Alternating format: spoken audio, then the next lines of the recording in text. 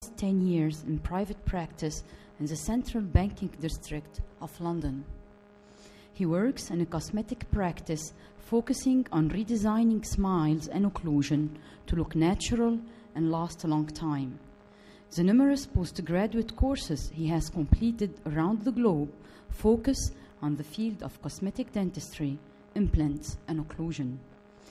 Dr. Preiss has been awarded the 2009 Restorative Smile Award and has been nominated for 2 awards in the 2010 ceremony.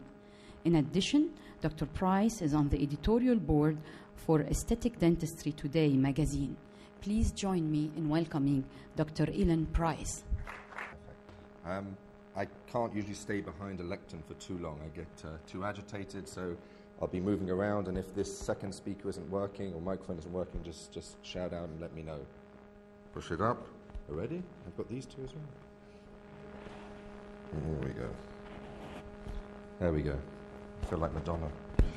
Okay, I'd like to start by thanking Dr. Silwadi, Dr. Malova for inviting me to Dubai and giving me the opportunity to escape the rain and wind of London, as well as the volcanic ash clouds, so I'm very grateful for that. Thank you very much. I'd also like to thank all of the delegates here, the technicians, the dentists, and everyone else here who's taken time out of their clinics to come and listen to me. I feel very privileged about that. What I'm going to talk to you about today is digital impressions. I'll be speaking about a particular system, but the principle behind it can apply to most of the scanners or impression that is out there. I will also be talking a little bit about some of the cases that we do, and a little bit about me, and then you get a general feel and picture about where we're going and how it's all going to come together. Okay, so this is the machine here. I was also asked to show my other passion, which is photography and traveling. So Dr. Silwadi asked me to spend half an hour on my holiday snaps. Is that correct? This is a picture I took, and I found quite interesting. It's a picture in East Africa, in Namibia. And the interesting thing about this photo is that everything looks dead, but it's beautiful. So in essence, what is, as we were talking about yesterday, what really is beauty? To me, this is a beautiful picture. This looks fantastic, the compositions, the variants and the colors. I'm not sure if the projector is showing all of it, but you know, the central tree there, it's dead, but it's beautiful. So just bear that in mind. When we're talking about making everything fit and symmetrical, like you were saying with the incisors, everyone finds beauty in different ways, and I think you should just feel comfortable in the way that you produce it. As long as you are happy and your patients are happy, then there's no reason for it not to be beautiful. So a little bit about me. I work as a general dentist in a private practice. To me, what that means today is that you can't ask me any complicated questions. Okay? You save that for the professors. Okay? I work in, this is my practice here, that small purple sign there. Inside that building, it's a private practice in the banking district in London. We essentially have a lot of lawyers and bankers and brokers, lots of people who are very busy people, who have no time for things to go wrong. They have some money. There are lots of places in the world that have money. They have a lot less money after the recession, so believe me. So when we put anything into our practice, it is important that it works well, it looks good, and it lasts a long time, because they don't have time for it to come back and it to fail. These are some of the people that helped develop my education postgraduately.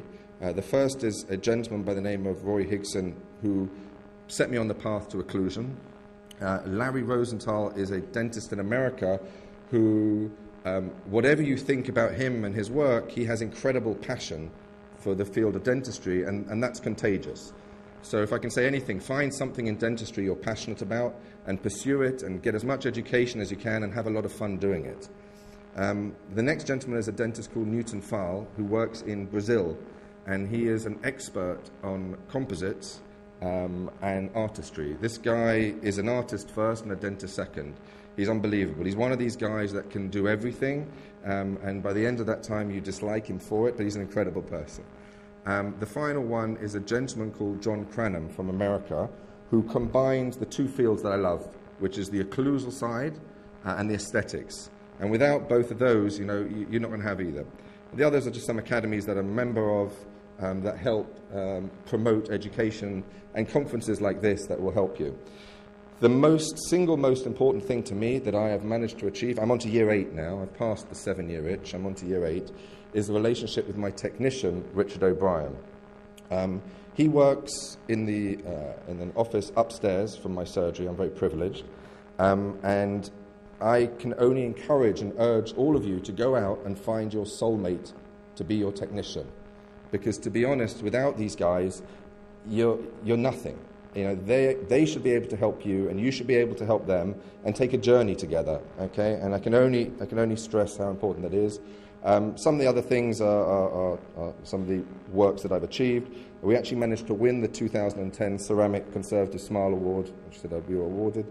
Both of those awards is, in my opinion, down to my technician and not down to me. I just submitted the case, so I get up there and stand and look good, but he's the main man. So this is some of the work that we do. I'm going to start to take a walk. I'm getting a bit itchy. Can you hear okay? Is that all right? Okay, so the top one is just a standard restorative case. We ended up doing, we'll look at that later. It's some all ceramic crowns. The lower one, which is what I was going to start to talk about for a few minutes, is a case which I believe stretches the boundaries of what we should be doing. We will move on to the scanner and the digital impression soon, but this becomes part of it. This is a case of a lady on the left-hand side who came in. She's a Spanish lady, and she said to me, "I don't want you to touch my gums. I don't want to have my teeth prepared. I don't want it to look unnatural." And I said, "I don't want to treat you." So once we had a small discussion, we decided, I'd just come back from a trip to Nashville and visited a dentist out there called Dennis Wells, who is doing ultra-thin veneers in a specific way with his technician called Mark Willis, I think is his name, and they spend 0.2 millimeters is the thickness of these veneers, and they're prepared in a special way. So though you'll get some compromises in these non-preparation veneers, the fact that you can treat a case going from this to this without touching the teeth. So if you look here, there is no prep. The only areas that you can see are prepared. This has just been smoothed because you can't have rough angles, and a little bit of smoothing there, and the gum tissue has been raised. This is straight after raising it. And again, we observed, we kept within the parameters of the biological width, but essentially there was no prep. Now to prove that, this is then just tried in. There's no cement, there's nothing like that. This is just trying in these veneers with half of them on and half off. And the fact that you can achieve results like that without having to prepare the teeth, to me, is a great success, and it's an area where we can move forward and start to look at improving our dentistry.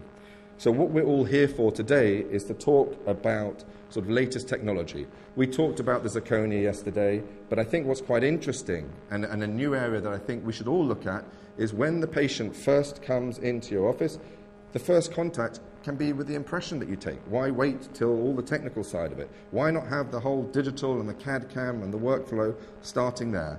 And so this is the cusp of the latest technology that I would like to talk about. It's basically about making your life easier. All these things you can do without. Of course you can.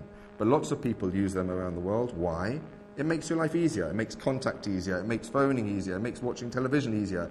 The Oyster card is something just in England we have. It's for the underground tube that you don't have to take tickets with you. So this is it here. This is the machine, the chair-side oral scanner.